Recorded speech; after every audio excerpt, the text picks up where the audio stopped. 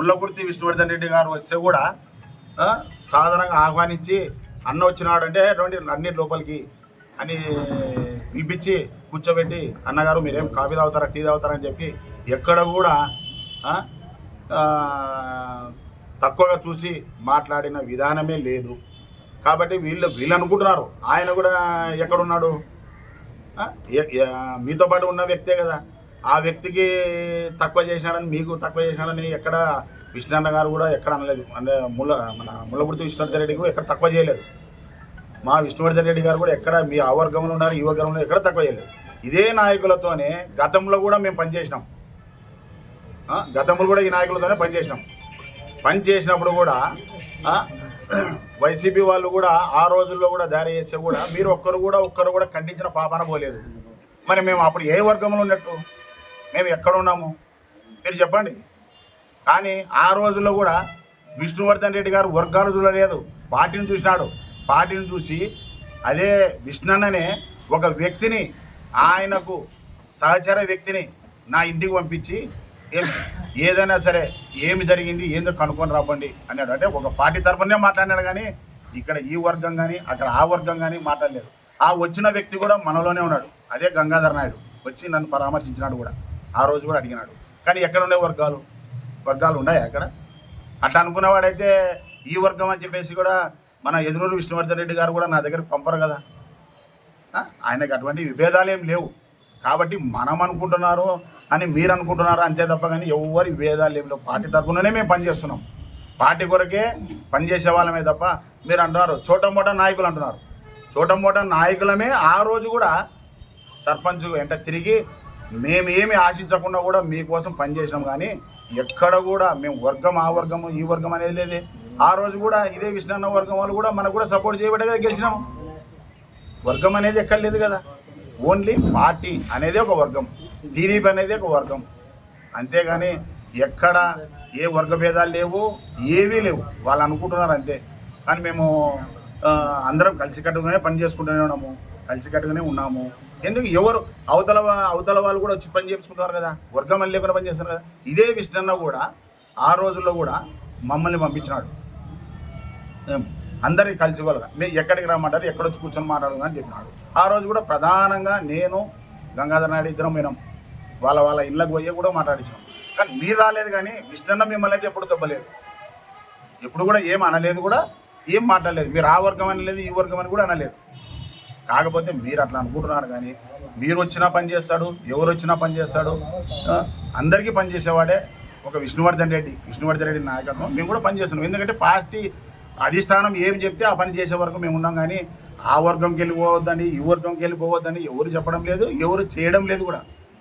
కానీ ఈరోజు దాన్ని మీరు విమర్శించుకుంటున్నారు అంతే తప్ప ఎవరు ఏం లేదు. మీకేమి ఆఫీస్ పోయినా ఎవరేం వద్దని మీరు అంటున్నారు కదా. ఈరోజు ఎమ్మెల్యే ఏం చేయడం లేదు, ఎవరు ఏం చేయడం లేదు. మరి ఇదే ముల్లకుర్తి విష్ణువర్ధన్ రెడ్డి అన్న వచ్చినాక కూడా ఆడ కూడా ఏం అనడం లేదే, ఏం ఎమ్మెల్యే అనడం లేదు, ఒక ఎంపీ అనడం లేదు, మన ఎదురూరు విష్ణువర్ధన్ రెడ్డి గారు కూడా ఏం అనడం లేదు. కాకపోతే మీరు అపోహ పడుతున్నారు కానీ ఏది లేదు, వర్గాలు ఏం లేవు దీంట్లో.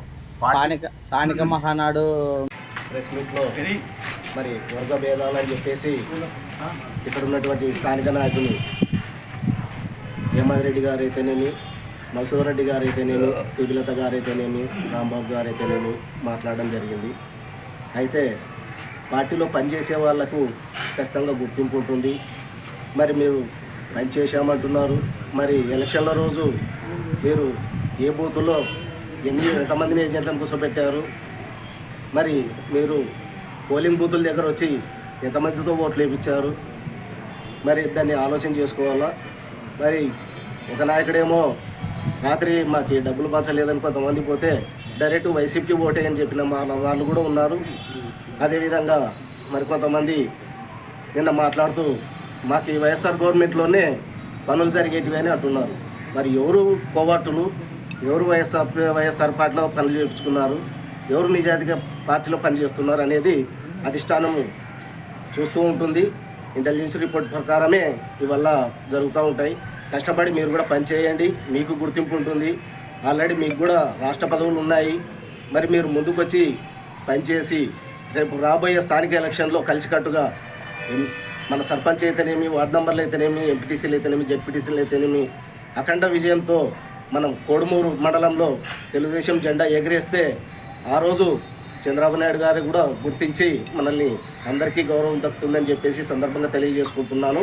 ఈ అవకాశం ఇచ్చిన పెద్దలందరికీ కృతజ్ఞతలు తెలియజేసుకుంటూ సెలవు తీసుకుంటున్నాను. గారు అడిగినట్లు స్థానిక ఎలక్షన్లో మా సత్తా చాటుతాం, మా బలం చాటుతాం అంటున్నారు.